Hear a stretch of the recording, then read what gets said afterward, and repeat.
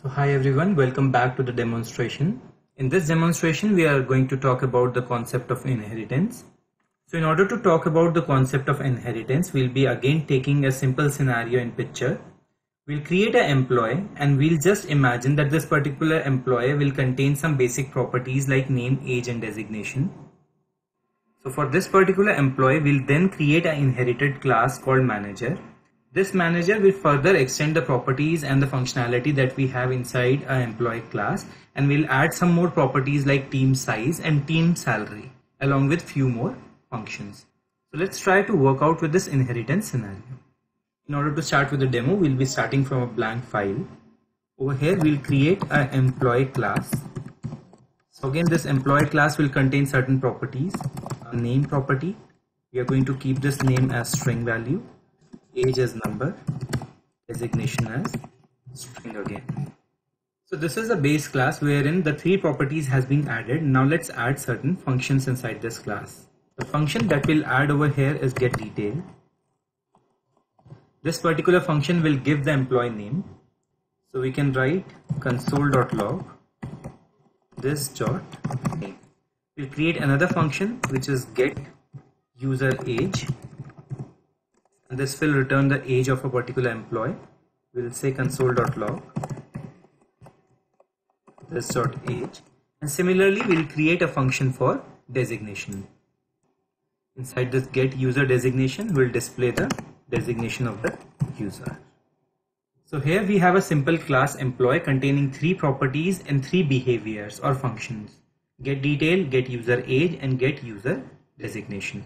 Even if we have 500 different employees in my company, they are expected to follow the same prototype or same blueprint. Each employee might be having the name, age, designation, getDetails, getUserAge and getUserDesignation properties and function. Even if we have an employee of type manager, he's primarily an employee, and then he can extend those features to have certain features that deal with a manager class. So let's say manager has a team, and each manager will have a new property which is team size and another property called team salary. So we'll create a new class manager, and we want this manager to be primarily an employee. So we'll say extends employee.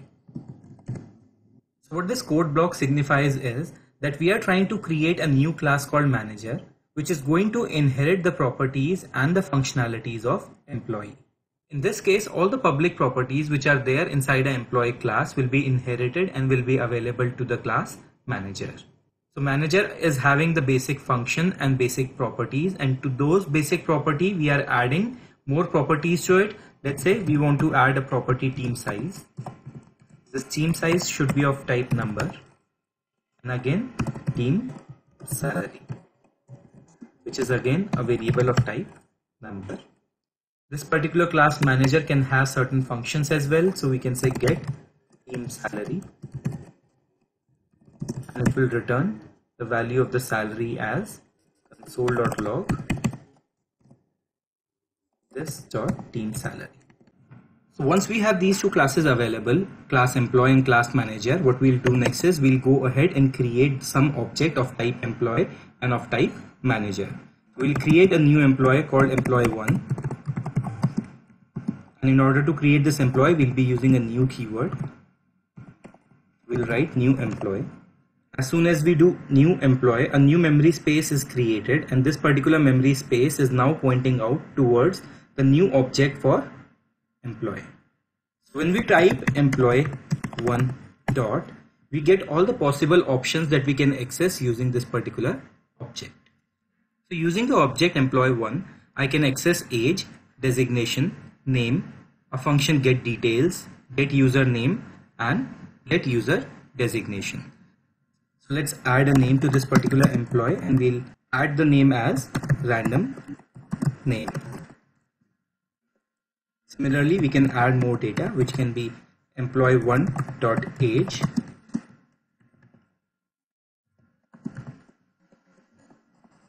then employee1.designation.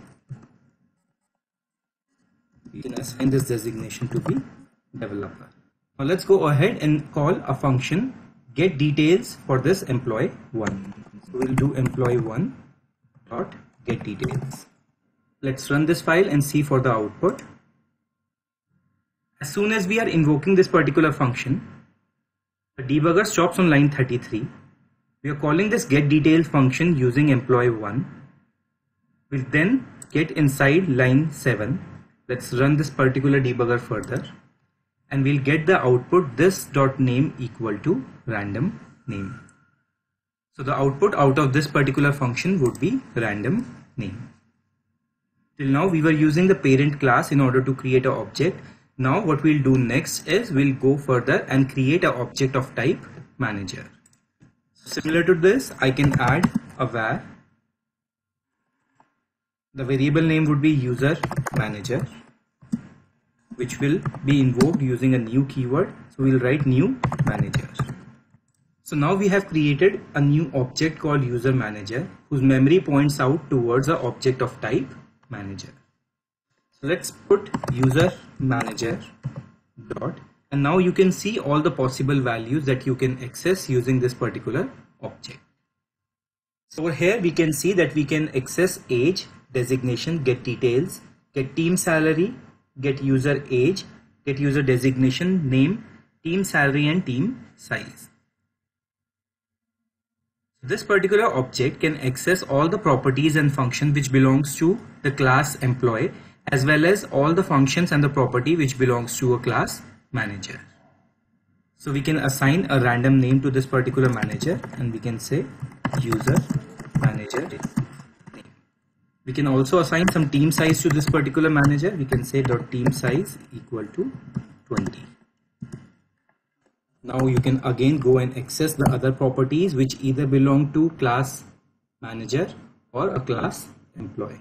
So again, I can go and add a age property which points out towards, let's say, 50. So this particular object user manager has access to all the public members of both the class manager as well as class employee. Let's make one of the property over here as private. So we have added this designation as a private property. As soon as we add a private keyword to this particular designation, we can see over here on line 31, we are now not able to access dot designation using a employee 1 object. So let's remove this particular line. Since it's a private property, we can't access it directly outside. And then we'll try to access the same variable using user manager. So we'll try to put designation, and we'll see we do not have any such property. So even then we'll just try to put designation equal to sample, and when we hover over this error, we get a message which says property designation is private and only accessible within the class employee, since it was a private member of class employee. So this means even if we are extending or inheriting this particular class employee, we cannot still access the private property of this employee class. So let's remove this. Let's put back employee.designation over here. So we can see that this particular designation variable is still not available outside. We'll put a value developer over here, and we'll also create one more function which is get user designation. So even better, I'll just copy this function from here to a child class. So we have copied get user designation from the class employee to a class manager. Earlier, when this particular designation property was public, we were able to access that designation property over here. So we can see that this dot designation is available in the child class or a manager class. But as soon as you make it private, it is not accessible outside a class employee. So it is not available in class manager as well. Neither it is available outside. So employee 1 cannot access this particular property designation. So let's remove this as well. Now since this property designation is marked as private, it is not accessible to manager. In this case, we'll talk about one more access modifier that we have, which is called protected. The access modifier protected means that any class that has been inherited from a specific class can use all those protected members inside its implementation.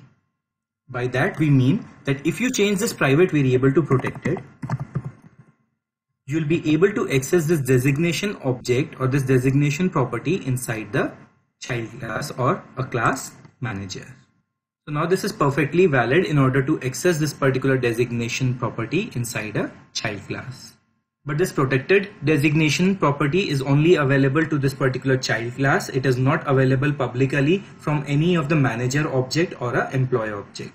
So even over here, if you try to access employee dot designation equal to developer, and if you try to do the same with the manager object, so we'll do user manager